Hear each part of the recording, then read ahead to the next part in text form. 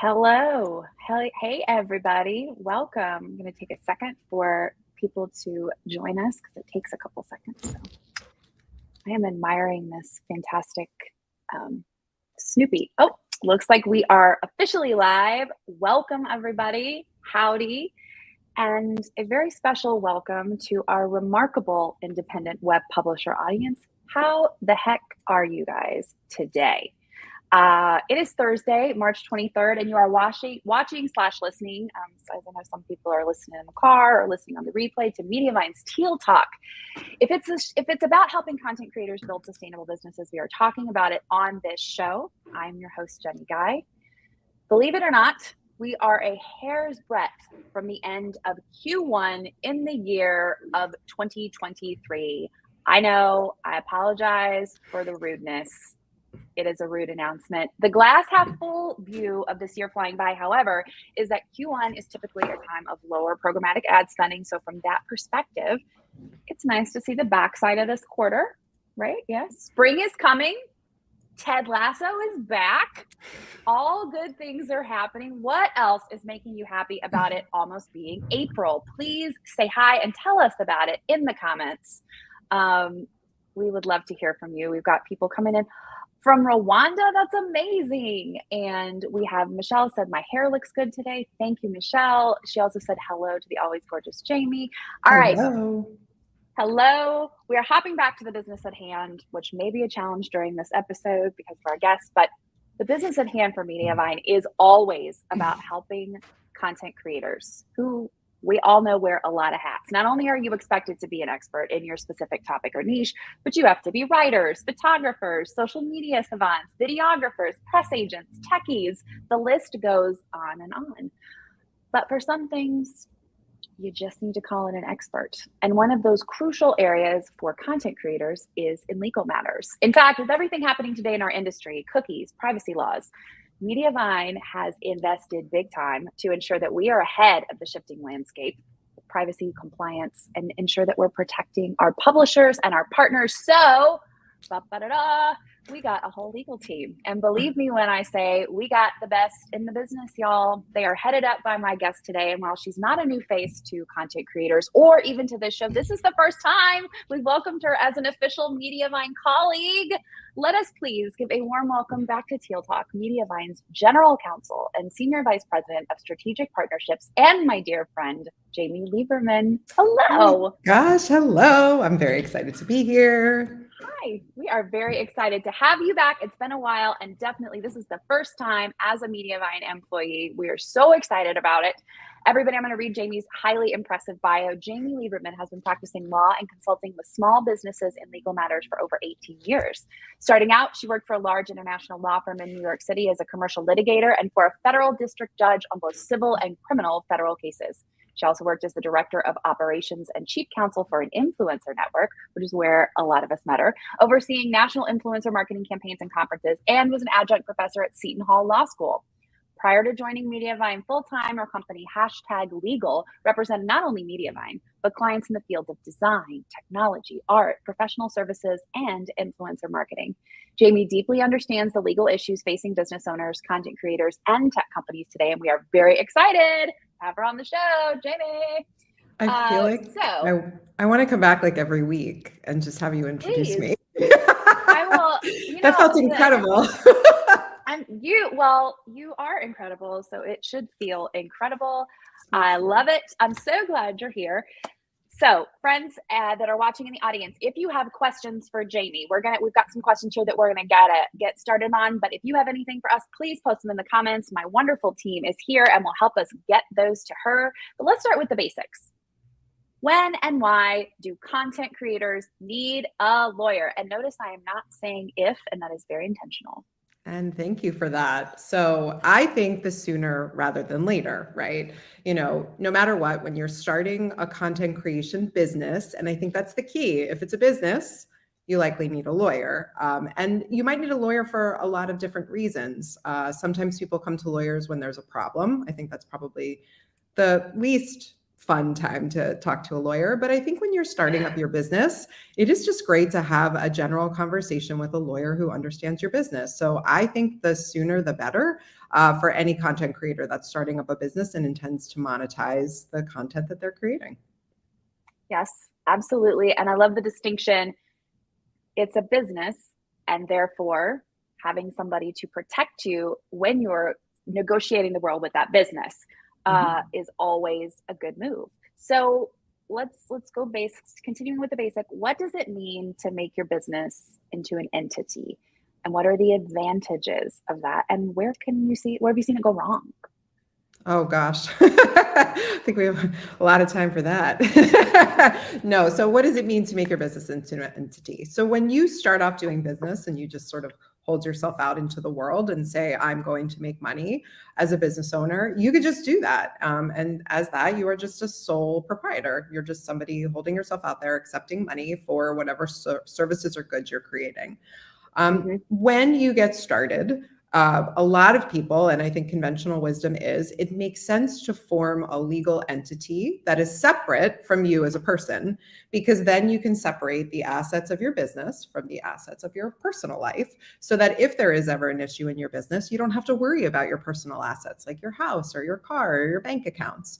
And so I think it often makes sense to start one sooner rather than later. You like that? I think this is going to be the theme. Sooner rather than later. Let's do it. Yes, but I think it's really important before you do that to talk to both a lawyer and a tax professional, because you don't want to inadvertently, form an entity that actually isn't the right one for you, or have some sort of tax event that you weren't expecting. So talking to somebody in advance of just going ahead and doing it yourself, I think makes a lot of sense. You form an entity at a state level. So you are going to be thinking about what wherever you do business is typically where you'd form your entity. And I guess before we go forward, I should say, not giving legal advice. This is just information. And disclaimer, so I do recommend that every content creator out there talk to an attorney specific to your business. But generally speaking, when you form your business, most people, small businesses, form where they do business. And that often is just where they live. And so you look at the state where you live or where you're doing business, and you consider what are the different corporate entity types. There's a lot of them. Most content creators go the LLC route. It's a limited liability company. It's very easy to form. It has something called like a pass-through tax status. And so that's the majority of the content creators. There are nuances though, depending on your business, your personal tax situation, your financial situation.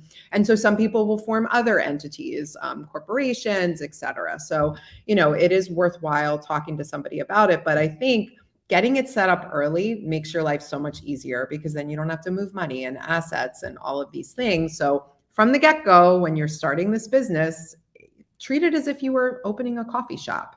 The assumption is we are going to be successful. We are going to make money. So we are going to set up all the things that we need to from the very beginning, so that we're not saying to ourselves a year after your first, your post goes viral and all of a sudden all this money comes pouring in, like, holy cow, what am I going to do? I got to set this up now. All of that being said, it's never too late. Correct. That is always right. Yes. So you would recommend finding a lawyer. So we know that there are some lawyers, for instance, #legal, that are experienced in working with content creators. But if you can't find one of those necessarily, you would recommend finding someone on the state level. Yes?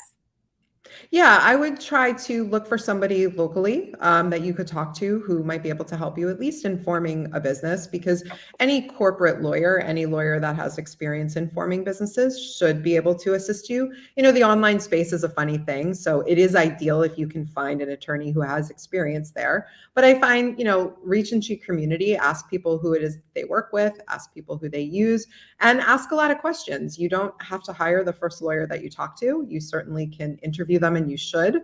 It should every bit as much both ways. And a good attorney will tell you if they're not a fit for you as well. So being honest and open and just talking to that lawyer and asking them all the right questions to see if they truly do understand your business. I think that is really the most helpful way to start, and knowing that you have every right to not hire that person if you don't feel comfortable or feel like they understand your business, or frankly, if they're not a personality fit for you.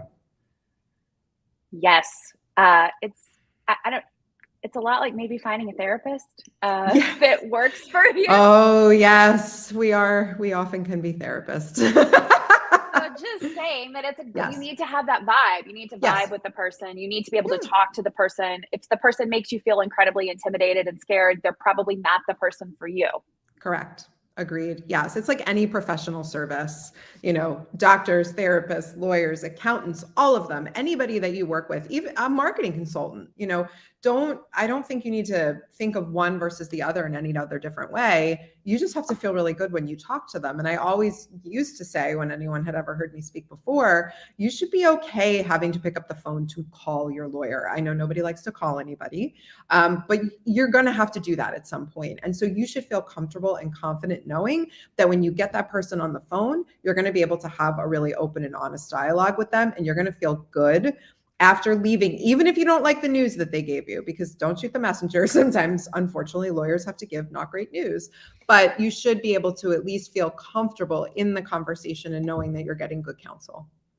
Yeah, confident. You should feel empowered by the knowledge that you get. Absolutely. Yes. And I also heard a blog post in there, which I think would maybe be by Jamie, a great list of questions to ask someone when you're thinking about considering hiring them as counsel. Fantastic. Amazing. Done. Love it. So many good things happening. All right, let's do some definitions. What are the differences? We don't need to get super into the weeds, but between an LLC and an SCorp, because you said that those were two things sometimes that you said often publishers will go a certain way. So how does that translate to digital content creators? Yes, I love this question because everybody gets very confused. An LLC is an entity that you form with your state. An SCorp is a tax status. It is not a formed entity. So the SCorp an LLC can actually be taxed as an SCorp, or a corporation, a C Corp, as people call them, can be taxed as an S Corp. And there are just certain rules and laws around that, which is why you have to have a really good accountant who can tell you if it makes sense for your entity to be taxed as an S Corp.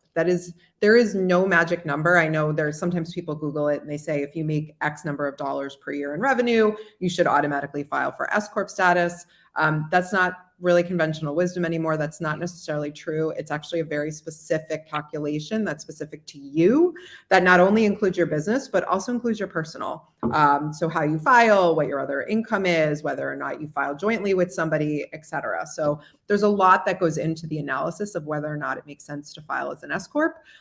So that's where you really need to talk to an accountant. And I'll say this, if you talk to an accountant and you talk to them about forming an entity, please make sure you also talk to a lawyer. There are two different considerations, and the lawyer and accountant really should be talking to each other to make sure that they're not ignoring the other's considerations. Sometimes you find a lawyer who is well-versed in tax. Tax is not my area of expertise, so that's not something I would ever give opinions about. It's very complex. So when I worked with clients, I always made sure that I worked with their accountants hand in hand, and we made sure we made decisions together that made sense from both a legal and tax perspective. Love that. Let's all be friends, really, is what Jamie is saying. Yes, we should all be friends. Yes, we should all be friends, and communication is key. So what is the purpose of making a copyright? So a copyright is a copyright are just the rights that are in any original work that you create, right? So you take a photo, that's kind of the easiest one. So the minute you take that photograph, you automatically own all the rights in that copyright. And so you could do stuff with those rights. You can give it away, you could sell it, license, you could do lots of different things. When you decide to register a copyright is a different story. So when you register a copyright with the US Copyright Office, which is through the federal government, registering an original work for copyright, that means it gives you some extra rights in that. It gives you the ability to sue somebody if they infringe on your copyright. It gives you the ability to get certain damages or attorney's fees if you have to do so. So a lot of times, and this is hard for content creators, particularly bloggers, we make a lot of content.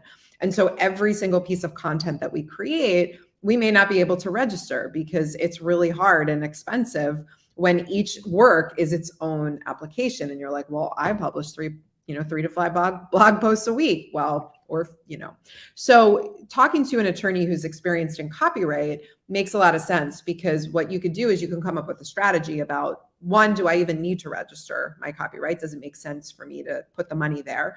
And 2, if I do, what am I going to actually register? For example, courses are a really good place to consider copyright registration because we're monetizing them.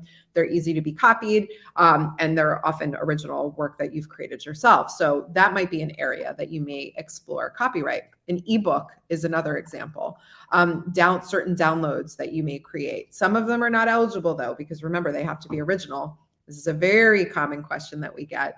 Recipes, for example, are not eligible for copyright protection. So that is really important. It's just the listing of ingredients, and particularly how to make something, they are not protected. However, your blog post that has original photographs, has the story about how you're making like your grandmother's kugel, which is probably what I would talk about, that could potentially be copyright protected. So knowing what can be protected and what makes sense to register is really a strategic decision that I think is important to make.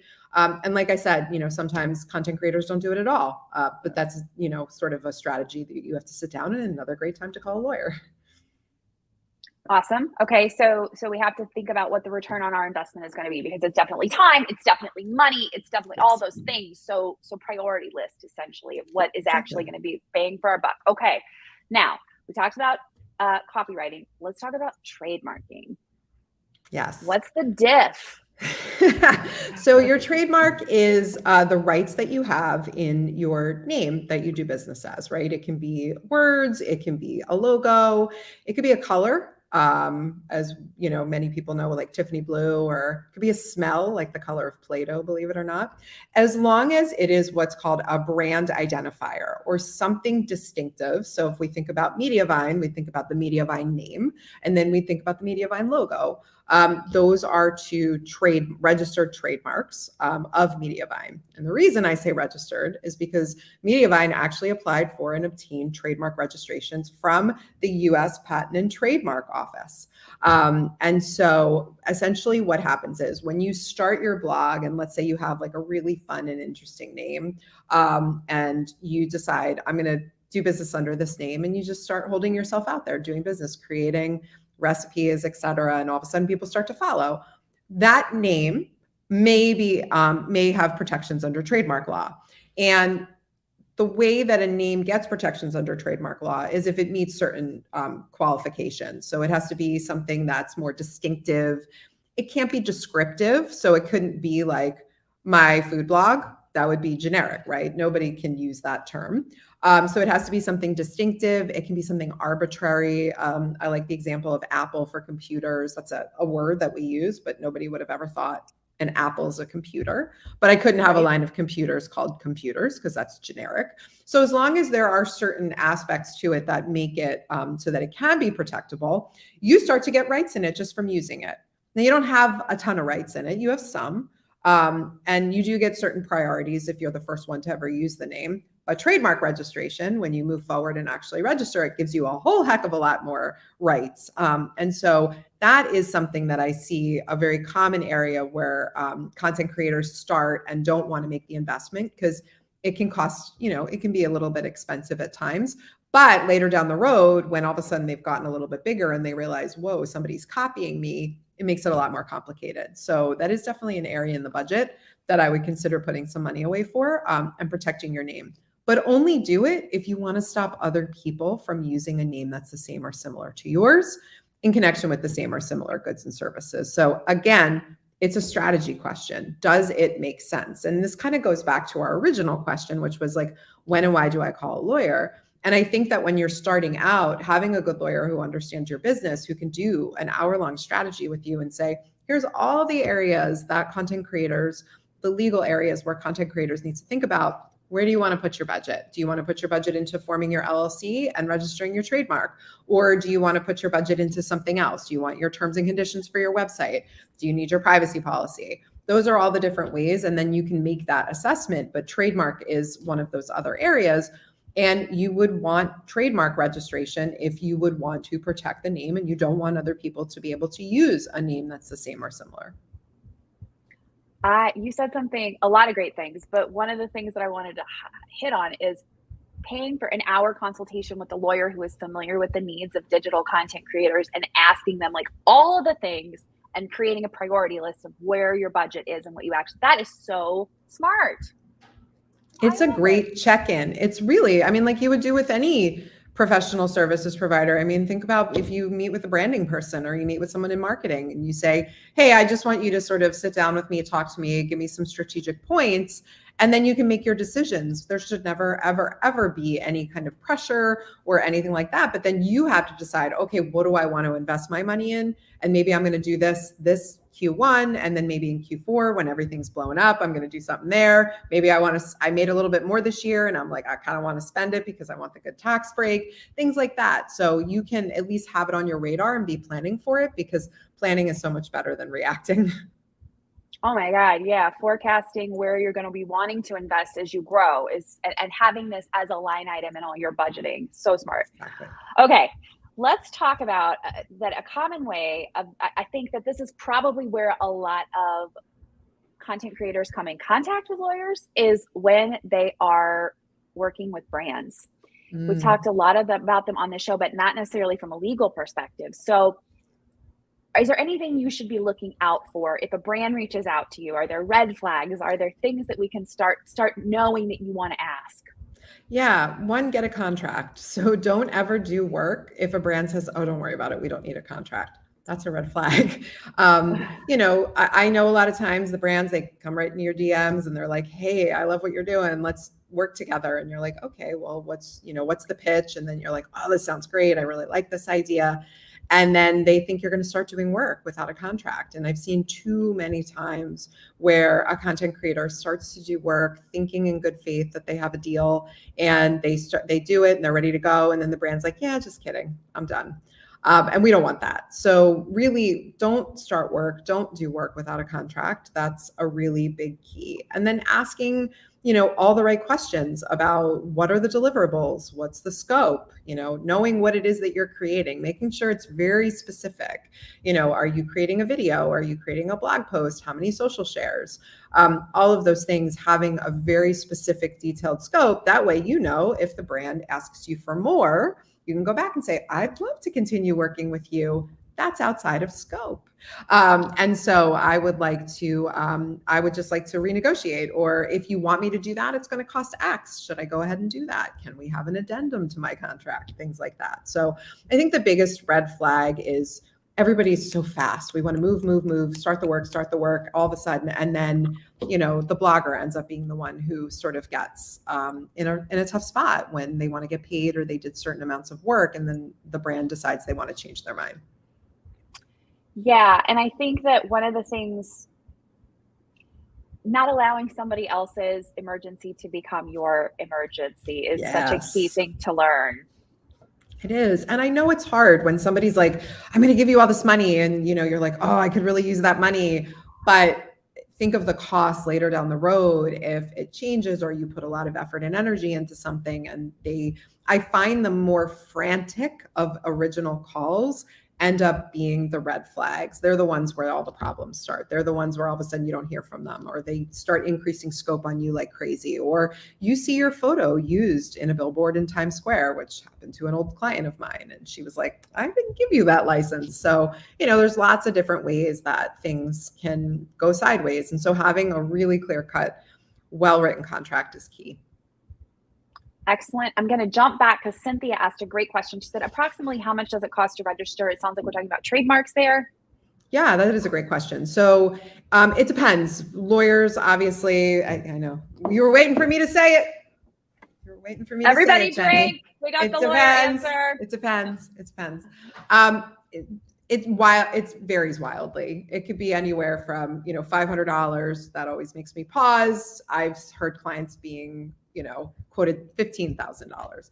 I think for an initial trademark application where you have sort of two phases. The first, which should be the research. So your trademark lawyer should always be researching to make sure that your trademark is eligible for registration. And they should be providing you with a written report and opinion letter.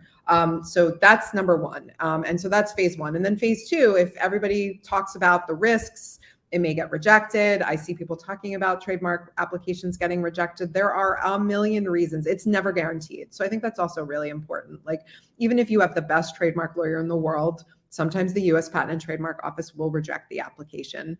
And it's very frustrating. And there's sometimes reasons that we knew about, and sometimes we're taken aback by it. So the USPTO can be very, they're not very regular in their communications, and they often are very inconsistent.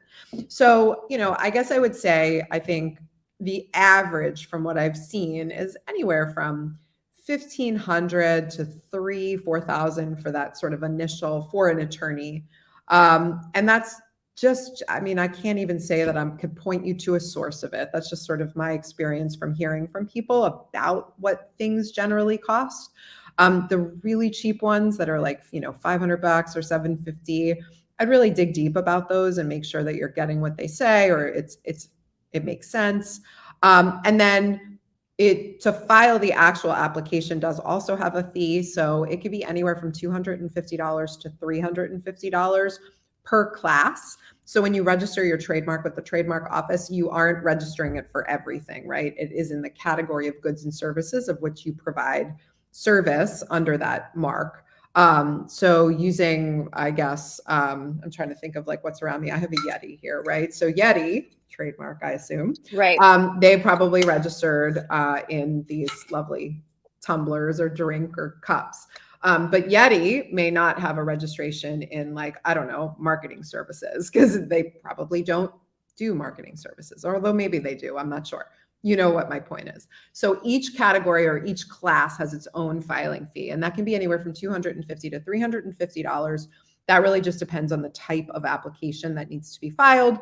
Very nuanced, very technical, very much the reason why you want to work with an attorney who is very well versed in trademark law. Yeah. And I don't know why there aren't more marketing firms named Yeti. That's a great title. We'll start it. So approachable. Yeah, done. We'll trademark immediately. Rachel was saying her trademark was rejected and was several $1,000s to try to file as well. She didn't appeal. So any reasons why? Yeah, Jamie.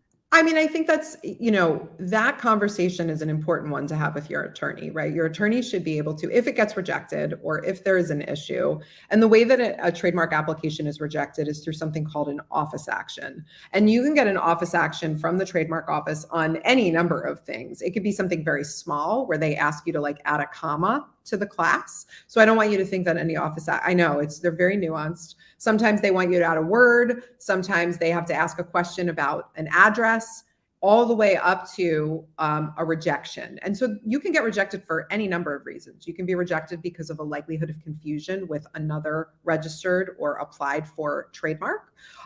You could get rejected because it's descriptive, meaning it describes the goods and services too much, so it's too generic or descriptive.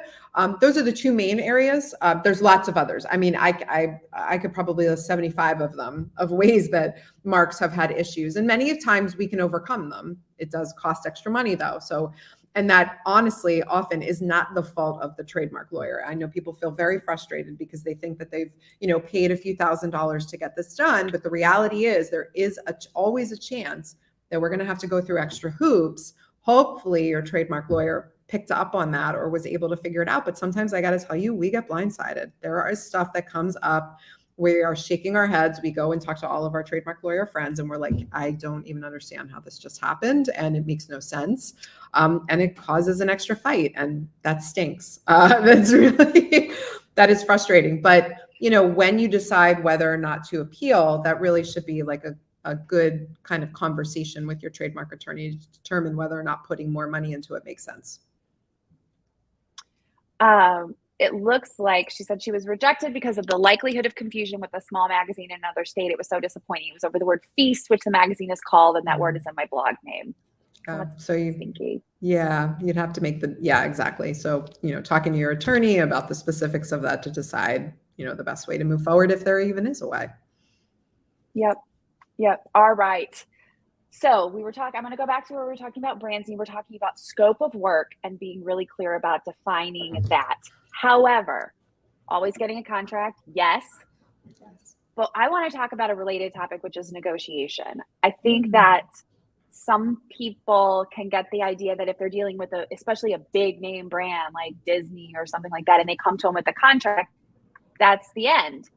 However, I've heard you talk enough times to know that when a brand sends a contract, we have to make like Cher from Clueless and view it as the starting point to start off negotiations. Like that's the report card and the contract are not the final answer. Correct. They are so how can we view that as content creators? How do we do it without being afraid that the other party's going to walk away or making them walk away? Like, is it a mindset shift?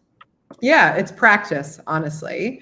And it is a mindset shift. You certainly have leverage. There is a reason that the brand came to talk to you. There's a reason that they're interested in you. And I feel like a lot of times with contract negotiations, it's just a matter of conversations. It's just a matter of, as much as you possibly can, understanding what your most important deal points are. In my entire career, which is a very long time, I've only had 2 instances where a content creator came back with changes to a brand's contract and the brand said no and they walked away. And in both of those instances, it was because the brand was unwilling to entertain a single change. And that to me is a huge red flag, because these 2 contracts really were very, very, very brand favorable and actually had some really hefty clauses that would have been really bad for the blogger.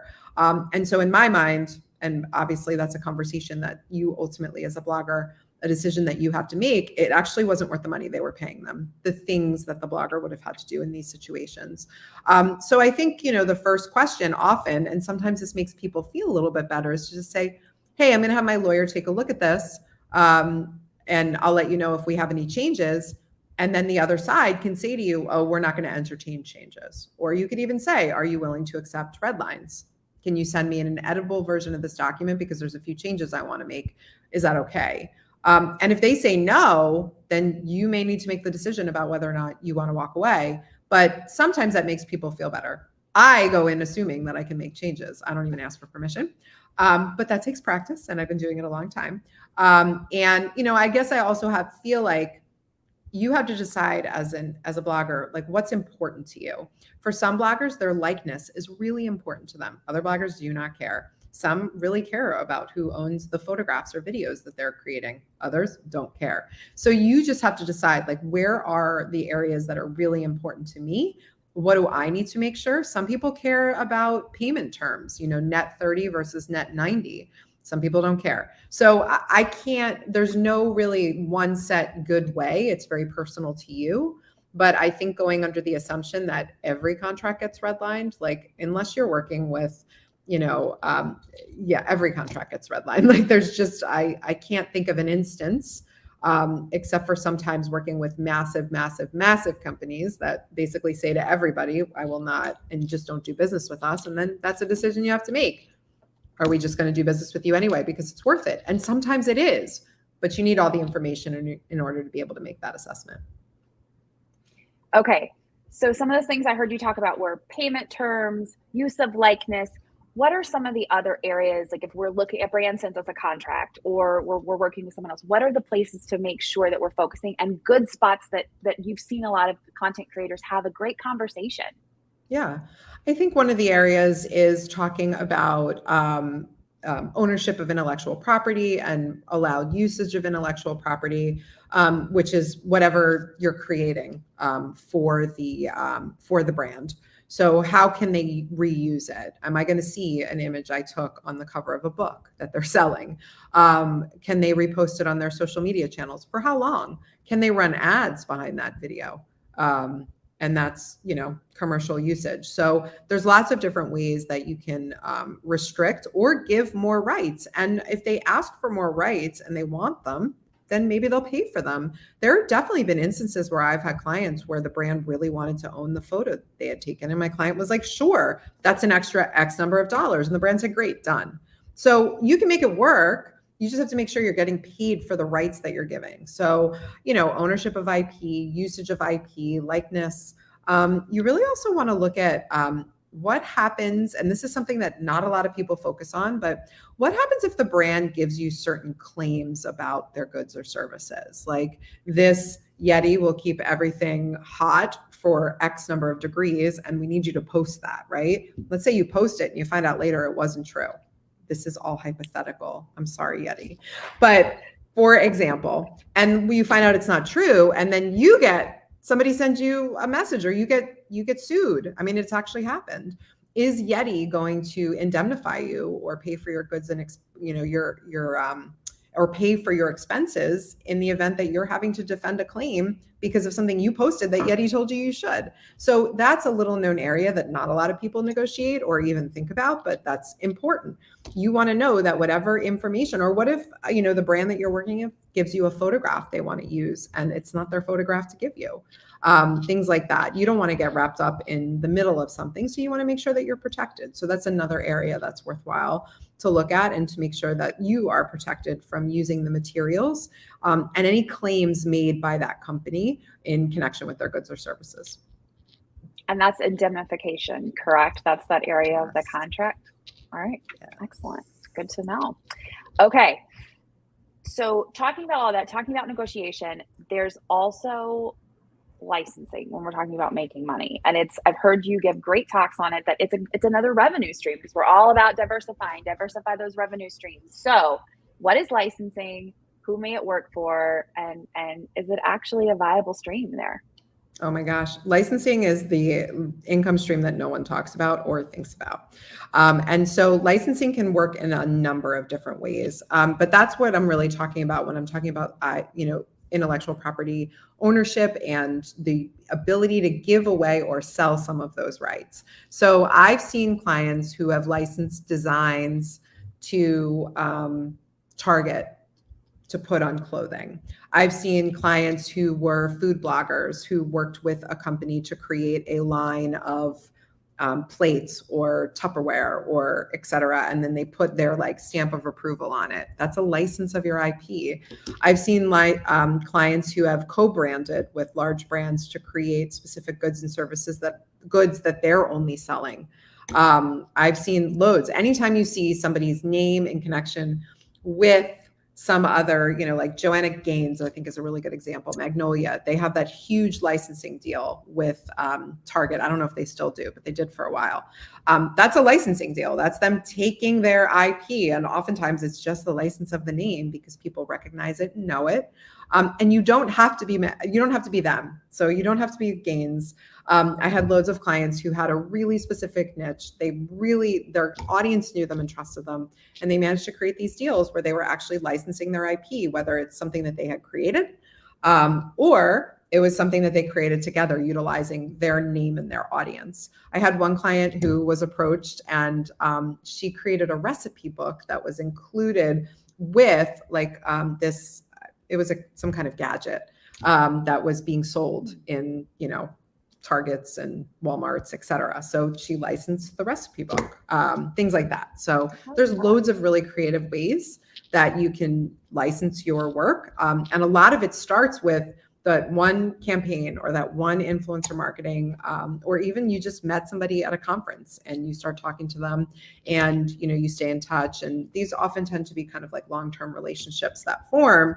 And they end up realizing, oh, this is a really good fit. So. I love that. And it's a good thing to think about maybe pitching as you continue growing that relationship, that it's let's take it to another level. Like, this is a long-term relationship. This is like, we're moving in together. We're getting married. We're going to license something together. I love that. That's such a good, and a thinking outside the box, long-term. And another form of, there's work up at the front, but then it's passive as you continue to earn from that. So very exciting. Exactly. And you got to negotiate that contract with a lawyer that understands licensing, so you make sure you keep getting that money. Yes, exactly. All right. Before we're running low on time. It always goes so fast, but we've got a lot of new privacy laws happening all over the place. Seems like they're coming every day, every other day, another state, or in Europe, or it's everywhere. where should we start with all of this as content creators? Because it is a lot. Yeah, don't ignore it. Let's start there. It's real, Right. it's happening. You got to understand it. And so, my biggest piece of advice for bloggers is you have to know where you are collecting data, how you are collecting data, what's happening with it, who are you working with that's collecting data, and understand your role as the owner of the website in that whole privacy world. It's overwhelming, but unfortunately, it is just the reality of what's happening moving forward, and it isn't going away. So you have to educate yourself. You have to have an understanding what privacy laws actually apply to me. Why do they apply to me? What does it mean when they apply to me? And if they apply to me, how do I comply with them? And so I think it's just really important that you don't pretend like it's not there, because that, I think, is the biggest mistake that I see, is just avoiding it. It's copying and pasting a privacy policy up from somebody else. Don't do that. It really is just a huge mistake.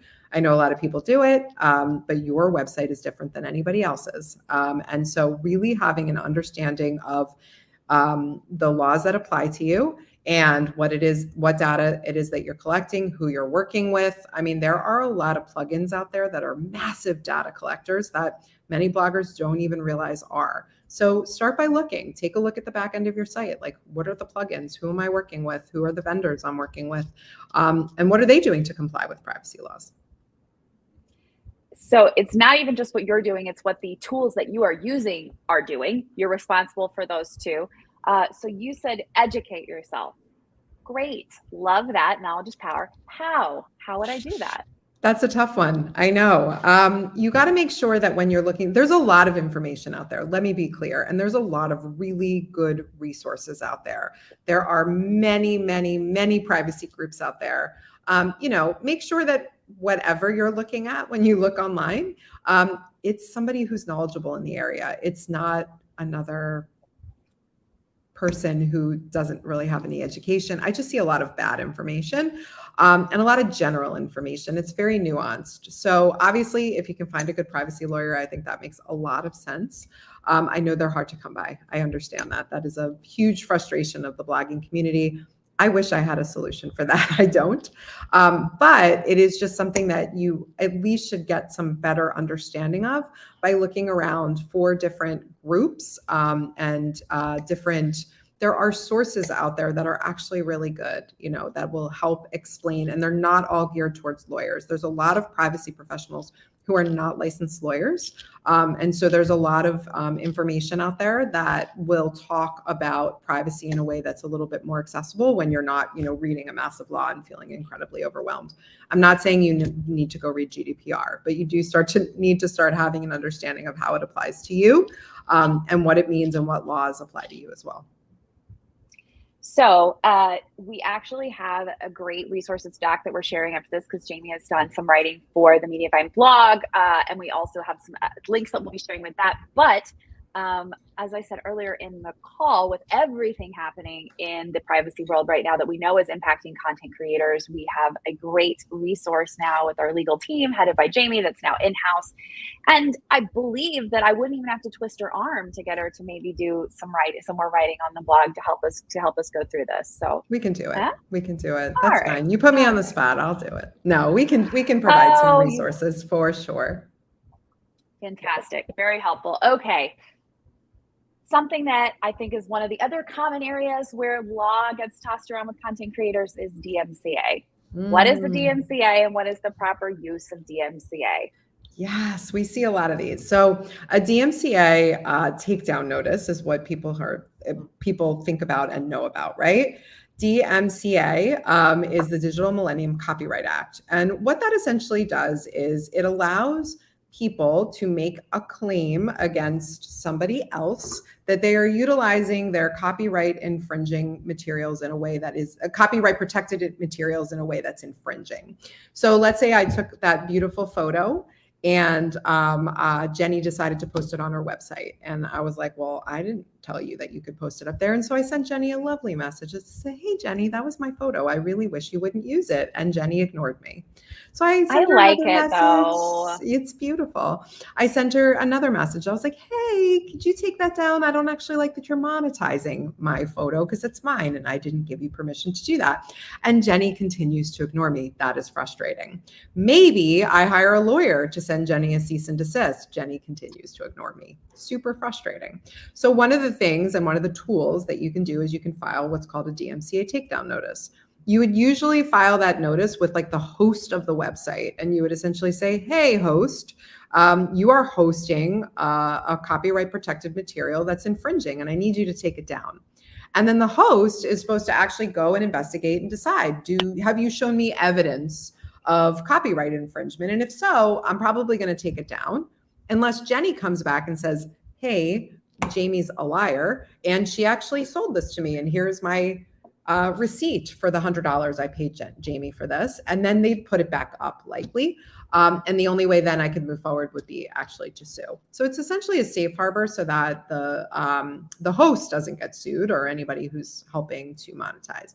The important thing though is you have to make sure that whatever is in contention is actually protected by copyright. And in many times we'll certainly see on DMCA notices are filed in connection with materials that may not be protected or they're not infringing. So if somebody is inspired by a post that you wrote, very frustrating, I understand, but sometimes that's not copyright infringement because they haven't copied it in a way that makes it so. It is definitely a very case-by-case and fact-driven thing, but a big piece of advice is just make sure that whenever you're filing one, that you actually have the ownership of the copyright and that the other person is infringing. Because I know that it feels very easy to like fire off a form, but if you do it to the wrong person and they decide to push back and potentially sue, you just don't want to be locked up in a situation because there are potential fines and it just gets kind of ugly. So use it. It is a powerful tool when someone is infringing on your copyright protected materials. Just make sure that you're using it correctly. Okay, excellent. All right, well, we are out of time, which is a bummer. But before we go to our last question, actually, one of our amazing audience led me right into the last question, which is next steps, action items for how to find somebody who specializes or knows about online digital publishing. What are some keywords? Are we looking for privacy lawyer? Are we looking for intellectual property lawyer? Jamie, I'm going to have you hold on that for 1 second while I make the quick announcement that our next episode of Teal Talk is on Thursday, April 13th at 12 p.m. Central, 1 p.m. Eastern Time. The always lovely Sherry Smotherman Short of Painless Blog Analytics is coming by, and we are going to talk about Google Analytics 4.